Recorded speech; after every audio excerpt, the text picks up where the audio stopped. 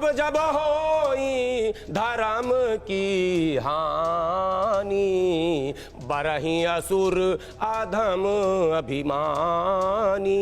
क्या बात है, क्या बात है। तब तब धर प्रभु विविध शरीरा, हरहि दया निधि सज्जन पीड़ा। अब एक सवाल इसमें पैदा होता, यदा यदा ही धर्मस्य पूरा पढ़ेंगे और इसका भी अर्थ निकालेंगे। विद्वान महाराज से के सामने तो हम कुछ भी नहीं, ABCD भी नहीं है, जो रात दिन तो यही प्रवचन करते हैं। यदि 16वीं 15वीं 14वीं 13वीं गजनबी से लेकर और औरंगजेब तक, हाँ, इतना बड़ा कुकर्म, इतना बड़ा न्याय, भगवान की मंदिर, चाहे वो भगवान शिव का मंदिर हो उसका भी वर्णन आ रहा, और मथुरा के मंदिर का हो उसका भी वर्णन आ रहा, और भगवान राम का भी आ ही गया, बाबर भी उसी के औलाद थे। ये सब कुछ हुआ और कोई अवतार नहीं आया इनका नाश करने के लिए। ये भी एक सवाल होगा सर।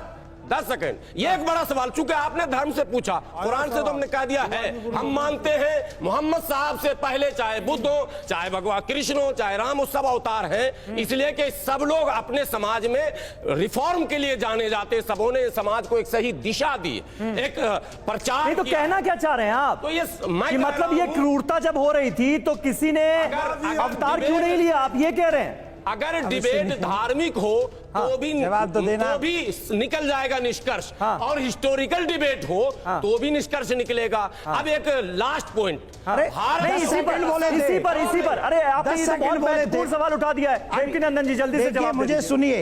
मैं इनके प्रश्न का जब जब हो धर्म के आने बाढ़े असुर अदब अभिमानी, तब तब धरे प्रभु विविध शरीरा, विविध का चर्चा नहीं किया इन्होंने। विविध शरीरा है, विविध शरीरा, वो ऑलवेज नहीं आते, कभी कभी अपनी शक्तियों को भी भेजते।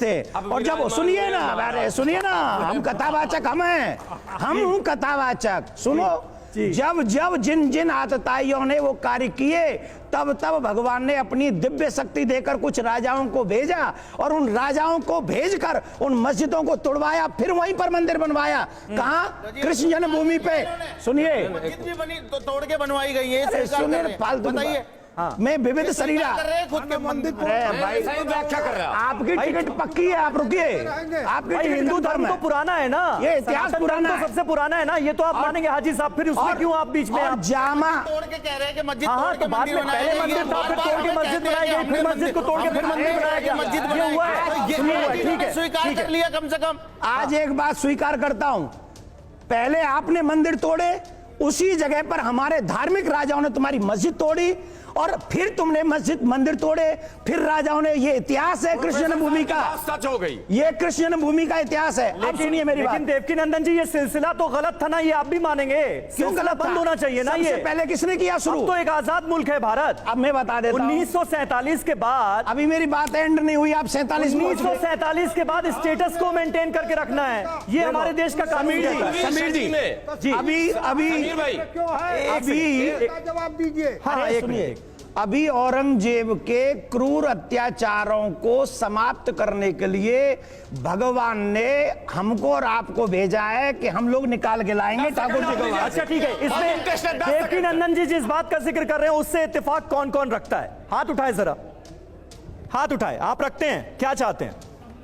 सर यही चाहता हूं कि अब जब वो खुद ही भाईचारे की बात कर रहे हैं तो उन्हें क्या है 5 दिन का, जब उन्हें खुद ही वो कह रहे हैं कि आपका कुछ जा नहीं रहा, तो अगर भाईचारे की बात है, हाँ, हिंदू मुस्लिम सभी इसी देश के, तो क्या है आप चल के देख लीजिए, आप करवा लो, हाँ, ताकि हमें भी संतुष्टि मिल जाए और आप भी खुश रहो। लेकिन बात हिंदू मुस्लिम की नहीं है ना, वो ऐसा ही प्रोटेक्टेड मॉन्यूमेंट भी है, तो देश के कानून का भी तो हम तो सहमत हो जाए, ख्याल रखना पड़ेगा जी। अगर वहां पे अगर मस्जिद के नीचे अगर कोई कृष्ण जी की मूर्ति है तो आपको क्या आपत्ति है? जब वो बोल रहे हैं कि वो उसको दोबारा से ठीक करा के आपको दे देंगे, यही अगर हिंदुस्तान में ना होकर पाकिस्तान में होता तो अब तक वहां पे वो मंदिर ना रहता और मस्जिद ना रहती वो। क्या बात। ठीक है, ठीक है, मौलाना साहब इसका जवाब देंगे, इसका जवाब आप ही दे सकते हैं। ये सब भारत के भविष्य और छात्र हैं। बिल्कुल। यहाँ औरंगजेब का केवल नाम नहीं है, मुगल का एक पूरा वंश है, तुगलक है, ऐबक है, बलबन है, खिलजी है, एक पूरी लंबी सूची है आक्रमणकारियों विदेशियों की, साथ में अंग्रेज का भी है। इतिहास के पन्ने में एक शब्द आता है, अंग्रेजों भारत छोड़ो, सुना होगा आप लोगों ने। अंग्रेज कितने वर्ष रहा भारत में साहब? बमुश्किल 150-200 साल। हमने कहा अंग्रेजों भारत छोड़ो, और जो 300-400 साल रहा, कहीं किसी किताब में आप लोगों ने पढ़ा मुगलों भारत छोड़ो, ऐबक भारत छोड़ो, तुगलक भारत छोड़ो, बलबन भारत छोड़ो, खिलजी भारत छोड़ो, किसी किताब में पढ़ा तो नाम बता दीजिए। मतलब एक तो ये हो गई। दूसरी कहना क्या चाहते हैं? मैं कहना क्या चाहते हैं? सामने आ गया। हाँ। समझ लीजिए, वो छात्र समझ रहे हैं, भारत के भविष्य लोग समझ जाए। ठीक है, वर्तमान तो संकट ठीक है, समझ में आ गया, समझ में आ गया ना। लास्ट जिस 16वीं सदी में, सर 2 सेकंड, जिस 16वीं सदी में यहाँ से कुछ जानकारी नहीं है, आप क्या बोल रहे हैं? ये क्या तरीका क्या है? नहीं, लेकिन कहना क्या चाहते हैं भाई? एक मिनट, डायरेक्ट सवाल हो रहे हैं, डायरेक्ट जवाब दीजिए। यहाँ से कौन पूछना चाहता है? यहाँ से कोई पूछना चाहता है? कोई नहीं पूछना चाहता। क्यों नहीं उस विदेशी को भगाया? ठीक है, अच्छा देखिए, अरे ऑडियंस का सवाल भी तो ले लीजिए, सवाल ले लीजिए। आप बोल रहे थे अभी मौलाना साहब, और उस ऐसे अंग्रेज लोगों को भी को जेल में मुगल को साथ में लेके आए। हमारे मौलाना साहब सुनिए तो, सुनिए जी जी, बोल क्या रहे थे कहना चाहते हैं? भारत ऐसे लोगों को जेल में डालना चाहिए। हमारा इतिहास हमको पढ़ाया ही नहीं जा रहा है, तो हमारे लोग कैसे जानेंगे? इतिहास नहीं पढ़ाया जा रहा? अभी देख रहे थे आप कितने नाम गिना दिए उन्होंने। अभी आपने देखा दिल्ली में कितने रोड है, कोई महापुरुष के नाम से रोड है, कोई राम के नाम से रोड है? नहीं है ना। क्यों नहीं है?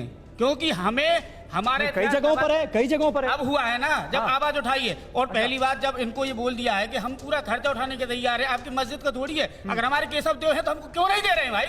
इनकी क्या इसमें है? हम पूरा हाजी साहब, हमारे आराध्य है वो। हाजी साहब जवाब दीजिए, दिक्कत क्या है? देखिए, दिक्कत की आपने भी बहुत अच्छी बात बताई कि वो एसआई प्रोटेक्ट जगह है जी। दूसरे के ये कानूनी पहलुओं का काम है, ये ना हम तय कर सकते, ना ये गुरुजी तय कर सकते उस मसले में। हाँ। क्या ये अगर इन्हें लगता है, ऐसे सबूत है इनके पास, तो जाइए कोर्ट। ये रोज हमें अदालत में जाइए। प्रोफेसर पासवान, यही रास्ता है ना, फिर अदालत का दरवाजा खटखटाना होगा ना। एकदम। अगर कल को मैं कहूं कि इस जमीन के 200 नीचे जाइएगा तो मेरी एक संपत्ति पड़ी है जी, कि आप क्या कीजिएगा उसके बाद। खैर, लेकिन इस सारे मसले पे जो हिडन एजेंडा है, इस सबके पीछे जो राजनीति है, मैंने कहा पहले कि धर्म और राज सत्ता का समन्वय, कि आम जनता के जरूरी मुद्दों से ध्यान हटा करके और दूसरे गैर जरूरी मुद्दों पे बहस चलती रहे। एक उदाहरण हमारे सामने है। जी, आप बड़ी महत्वपूर्ण बात करें। आप कह रहे हैं इसके पीछे कोई ना कोई हिडन एजेंडा है। ये बताइए समीर जी, क्या ऐसा मुमकिन है क्या? इसलिए इस मुद्दे को तूल दिया जा रहा है कि भाई सारे मामले तो चल ही रहे हैं, उधर शाही ईदगाह वाला मामला भी चल रहा है, कृष्ण जन्मभूमि वाला चल रहा है, काशी विश्वनाथ वाला चल रहा है, ज्ञानवापी वाला, और अब एक और मामला हो जाए। नहीं, मुझे नहीं लगता। मुझे लग रहा है कि ये हिडन एजेंडा कह के जानबूझ करके इन मुख्य मुद्दों से ध्यान भटकाया जा रहा है।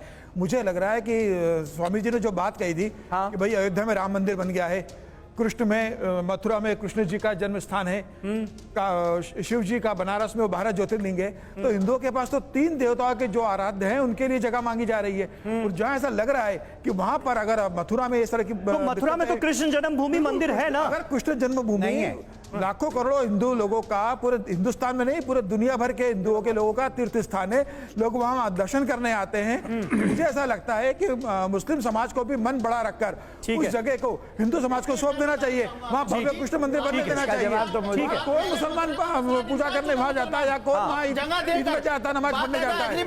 मुझे लगता है इस मुद्दे को नहीं, अयोध्या मसले का हल तो कोर्ट से हुआ ना। अयोध्या मसले का हल तो कोर्ट से हुआ। हाजी साहब, ठीक है, स्वामी जी आप सब एक मिनट हाजी साहब, मसला बता रहा हूं मैं मथुरा का। मथुरा में आज से 65 साल पहले मामला जो था, इन दोनों पक्ष पार्टियां बैठी और मुसलमानों ने अपना बड़ा दिल दिखाकर अपनी जगह दे दी और मंदिर भी बना वहां पर, मगर आज भी उस मुद्दे को फिर उठाया जा रहा है। ठीक है स्वामी जी, इसीलिए स्वामी जी आपके, ठीक है हाजी साहब समझ गए, कोई विषय नहीं होगा जिससे कि विभाजन हो। अरे हुजूर समझ गए। स्वामी जी, अब आपके हिसाब से सोल्यूशन क्या है, हल क्या है मसले का? अधिकार खोकर बैठे रहना यह महादुष्कर्म है। न्यायालय अपने बंधु को भी दंड